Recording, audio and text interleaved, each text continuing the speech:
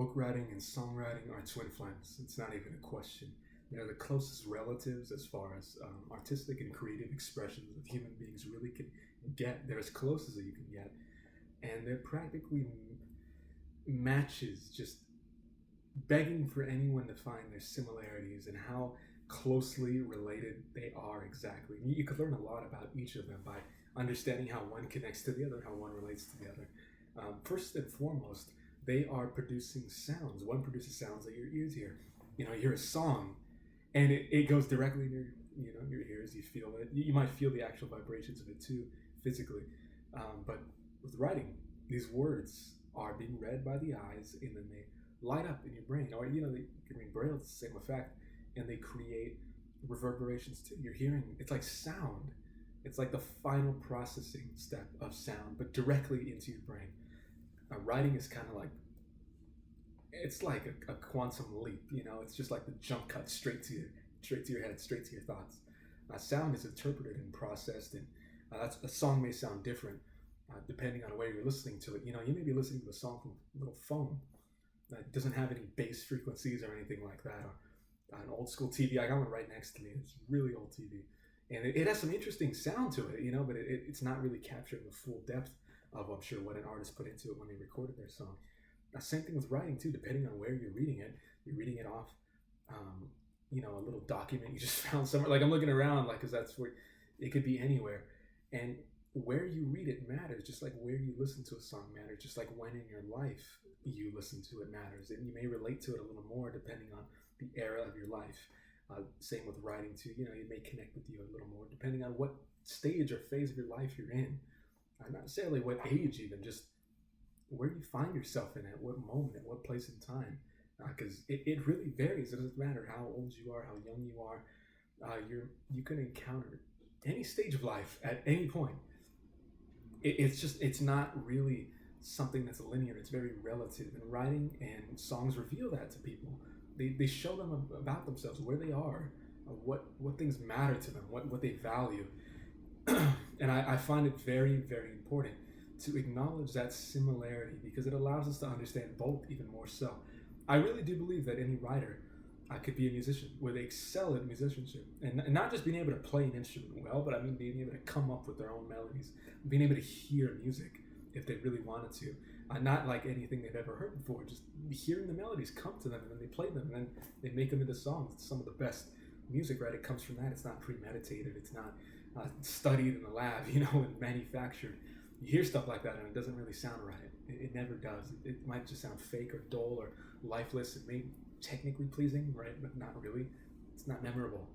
Same thing with writing too. You don't just craft it up in a lab and bring it forth like, this is what's supposed to be here and this is supposed to be there, and it doesn't work that way. Writing is tapping into something around you. It's listening to the sounds of your surroundings, of your environment, and not just the sounds you hear with the ears, but every perception, every perceived experience. The experiences of people around you are all circular.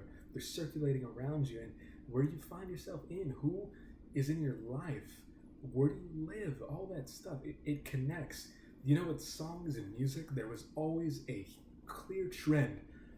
Wherever these bands were based from, there was always a sound that they were known for, like that just arose. And it wasn't that they were hearing those sounds directly, but the feelings, the socioeconomic parts, like sociologically, politically, it doesn't have to be that complicated. Just socially, what was going on around them? What were they feeling? What stresses did they have? What did they value? What didn't they value? What were they tired of? All that stuff contributed to what they played, and that started a trend in that area, and then it spread to the rest of the world after that. And hell, I think the weather can affect a certain sound, And same thing with writing. Where you're around and what you're around too is always going to affect how your written words sound or appear on the page. And you've got to be conscious of that. You owe it to yourself to be aware of it, because then what I write is, I write what I'm aware of, what I'm painfully aware of, maybe even unconsciously. You pick up on things and you see it in your writing. That's why I love to encourage writers to just start and see what they can see, to see what is not being seen by their eyes, and what they'll find You never know what you're gonna find when you start writing. And same thing with musicianship. If you pick up an instrument, really, writers of the world, pick up a guitar, buy a cheap little toy ukulele, buy a little toy piano. Longtime viewers or listeners of these episodes know I have one right here. It's how I prop this camera up, and just play with the melodies. You don't have to take any classes on it. Just figure out what's going on. Like, oh, I play this, I play that. And if you combine certain sounds together, you get certain feelings that get evoked. You don't have to study this. You just have to play it. You can learn it on your own. And that's really the best way. Those are the most memorable songs. The same thing with writing. You're combining words and seeing what kind of effect it has. And if you do it enough, eventually you're going to be able to do it effectively, consciously, and you're going to be aware of the kinds of words you're using and how placing them here works and how placing them there works. And it won't be something that you obsess over. It's going to be something that comes naturally to you, just out of habit, much like muscle memory. If I want to play this sound on a guitar, I move my finger here on the fretboard, and then I move my hand here on plucking the strings, or if you have a pick, you're doing that. Any stringed instrument, anyone who's ever worked any kind of instrument or picked one up knows what I'm talking about. Piano, you have a sound in your head. You're listening to the world around you, listening to feelings, you listen to your emotions, and you want to combine sounds to make that experience for others. It's like release, and you're creating release for others too. So you make them happen just based off memory. You've played every key so many times, you know where it's at. Click there. Simple as that. That's what's going on with the words too. You're using certain words to convey certain emotions, certain feelings, and you don't even think about it. That's the brilliant part about it. That's the part I want you to get to. That's the part you can get to. It's not just some idealistic place that doesn't really exist, but it's there. It's the side you can get to as a writer, and once you're there, writing is just unlimited. As a form of self-expression, you do feel limitless, like you can accomplish anything with it. You could, any really deeply brewing feeling you have in you that you can't really give a voice to, you can't share it with people, you don't know how to. With writing, you'll be able to do that, and it's a really powerful way to share stories, to share worldviews, ideas. You may feel strongly about certain things, and there's not always a context to really share that, but with writing, you give yourself an infinite context, and you control every aspect of it, you create it, and that's what writing is, and that's much like songwriting too. You're composing, you're bringing together, and you're creating this harmonious response. It's like a symphony. You write a book, and it's like a symphony of words. And however it turns out is however it turns out. Maybe it's good, maybe it's not. But why would it not be good? What would define it as not being good?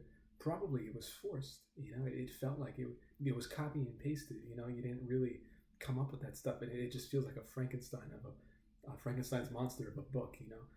It's just not cohesive. This is where you have to prioritize cohesiveness, and when you combine the two, you do kind of understand again that twin flame effect. No, they're related, and understand what do you like, what do you enjoy about a good song, and then think about that. Well, how does that relate to a good book? How does that relate to good writing? All these instruments coming together and making this sound that I like to hear, that people like to hear. Some people don't, some people do. A lot of people do. And it's like creating words. How can I accomplish that with words? Bringing them together. It's crazy. I find it really interesting and really practical. If you're writing and there's a certain emotion you want to convey, I recommend you don't just play any music. Do not just play any music at all in the background. Play something that kind of resembles what you want to create, what you want to craft, that kind of style, that kind of influence, sonically, in terms of just the sound, the auditory reasonability, and how it's gonna influence what you write. Play a song, turn on the radio. I got a little radio right here. Look, I'll show you guys. What's nice about this? The radio right here. Play whatever you can put. I can't play anything, copyright stuff, right? But you can play something. Play something on your phone. Don't use a radio. Just open Apple Music or Spotify or whatever is the service now at the time you're watching this. I'm sure there's something. YouTube, anywhere. Play your songs and write. You'll see that what you're playing influences how you're writing and how you structure the writing. And eventually, you don't always need to be playing to music. Writing to music. It doesn't. It's not necessary. But when you're starting out and just in random moments, it's fun to do. You'll see the effect it has. And writing can actually affect musicians too. You'll hear all kinds of famous instrument players, and they're like, "Yeah, I was influenced by this book, this author." It's like, what? Like this is a book. What do you mean? You play guitar? Like, what are you talking about? This book influenced you?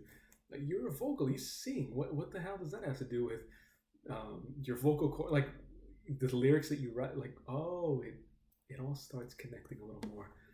Um, and if you're having trouble understanding writing, or if you're on the other side, mostly this is for writers. I mean, how it's perfect writing advice, 90 days writing advice. But you'll be able to understand writing a lot easier when you kind of relate it to music, when you relate it to songwriting, which you already enjoy hearing. Some people don't enjoy music. That's not the majority of people watching this, but some people don't. In that case, just focus more on this concept again of harmonizing words based on what words that you mix together. What do they do? What do they create? What kind of effect do they make in the audience, in the reader, in you, in others? And once you figure that out, you're kind of not kind of you are you're unstoppable, and it's a really great place to be. If you're interested in writing a book, check out How to Write a Book in 30 Days at writingalong.com. It's available on my website, completely free. Let it haunt your inbox and remind you to write your book, because you can write your book. Nothing's standing in your way. And with this guide, you got no excuses. So I want to see you writing. I want to see you as an author. I want to see you finding this place, because it's not so far. It's not as far as you think. And you can figure this out, all right? Always remember this clear connection between songwriting and book writing. As always, thanks for listening in today. See you around.